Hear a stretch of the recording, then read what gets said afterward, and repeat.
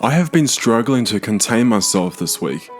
I've been keeping a little secret that I've been frothing over every time I walk into the ant room. I somehow managed to find one of the rarest ants you can buy. As soon as I saw this elusive ant, I knew I had to have it. I can't wait to finally share our newest colony with you. But first, welcome to another episode of The Ant Keeper, where I upload every week about all things ant related. If you find yourself enjoying this video, then subscribe and join the AK Colony. Your support really helps me out and I really appreciate it. A few weeks ago, I asked you all what sort of ant you would like me to get next. Since so many of you don't or haven't yet got a queen ant yourself to raise, this way you can truly enjoy having your own pet ant with me. Last week, I introduced you to one of the ants off that list, the Mimicea brevinota. We already have some big bull ants, but this one is huge, with the queen ant at nearly 4 centimeters in length. Could you imagine seeing one of those in the wild? She's just so big. You think it's a spider or something, right? I am so excited to share with you our newest addition to our collection, the Australian honeypot ant. Isn't she special? She's distinct with unique characteristics I have never seen before. Her head is broad in shape and colour like no other ant in our collection. Plus, she has 2 workers and some small brood. How lucky are we? I'm not sure if you fully appreciate this, as in you watching this right now, this queen, the honeypot queen, is kind of a big deal. These queens are highly coveted and rarely seen for sale. They are found in the deserts of Australia, which are sandy, rocky landscapes, generally far from any civilization. When these special queens went up for sale a couple of months ago, they were sold by a few people and the stock all sold out in around about a week. And that's it. As an ant keeper that wants to share with the world the underappreciated and often misunderstood life of ants, I was giggling with joy in anticipation for securing one of these special queens.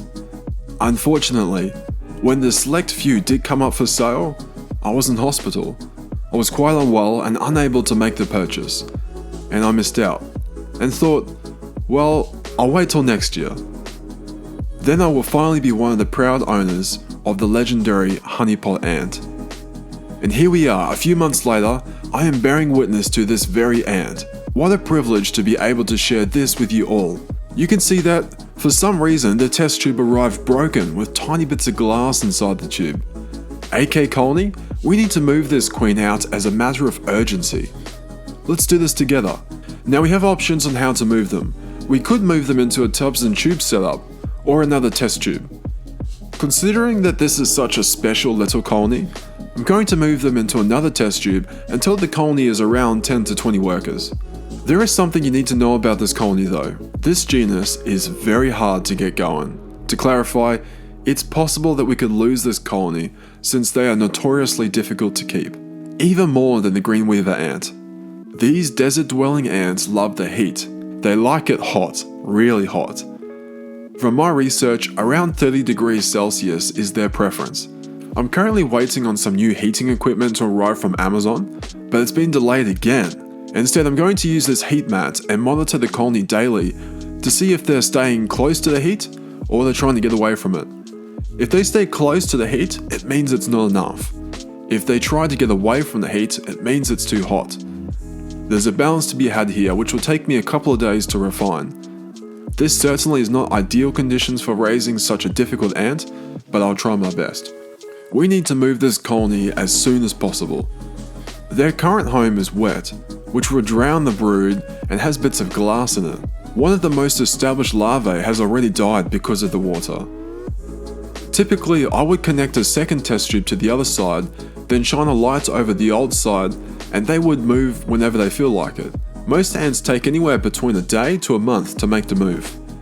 However, in this instance, I don't think that's an option since there's so much water in the tube. It's going to heat up and cause harm to the colony, kill the rest of the brood, and eventually will kill the workers too. I've done this once before with a Polyrhacus colony and it didn't end up well for all those inside the test tubes.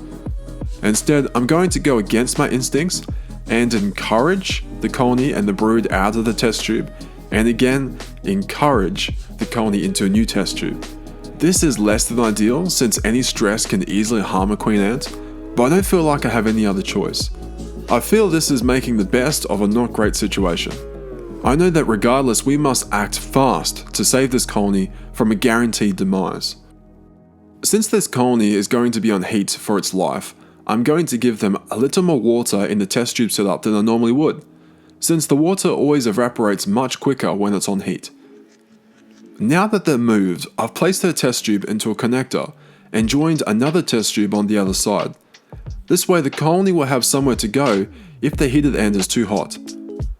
I think the issue with keeping this genus, and why so many ant keepers fail, is because so little is known about them.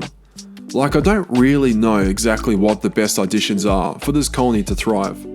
So I'm going to play it safe and give them around 35 degrees Celsius on one end and leave the other end completely cool. The test tube will be inside this red box elevated from the heat mat. This will help provide a more even heat distribution to the test tube setup, rather than heating up the surface that's touching the mat, potentially steaming the water up. For food, I've placed in a small tray to contain the honey. When honey gets warm inside a test tube, it goes runny and makes a mess, so a dish is definitely the best option here. I'd say in about a month, we'll know if this colony is going to adapt to the conditions and the big stressful move. If you're interested in an update on how this colony is going in around about a month, let me know in the comment section below. Until then, I will adjust their home, sliding more of it on the mat or less depending on how the colony likes it. Since this is one of our extra special ants, I want to talk to you about the future plans. This colony is our colony. You get to choose this colony's name and what they move into next. It's completely up to you. Love to hear your suggestions. For housing, I was thinking of getting a custom YTONG nest made up that's vertical like this one that Oz Ants did for their spider ants colony. Or we could put them in a glass tank and decorate it like the Australian outback, fitted with red sand dunes, greyed rocks, and spindly strands of dry grass, all under a heat light or two. Or maybe both, or something else entirely. It's up to you. Also, have you ever owned one of these legendary queens or colonies before? Do you have any tips or tricks that you've learnt? Please share them in the description below. I could really benefit from your help. If you made it this far, then make sure to hit the like button if you enjoyed this video. It really helps me out. Also, have you subscribed and become part of the AK colony? If you haven't, then what are you waiting for? Subscribe and be a part of one of the fastest growing colonies here on YouTube. I'd like to know from you, what should we name this colony? Leave your suggestions in the comment section below. Thank you everyone for watching this week's episode. I'll see you on the next video. Until then, Ant Keepers Unite.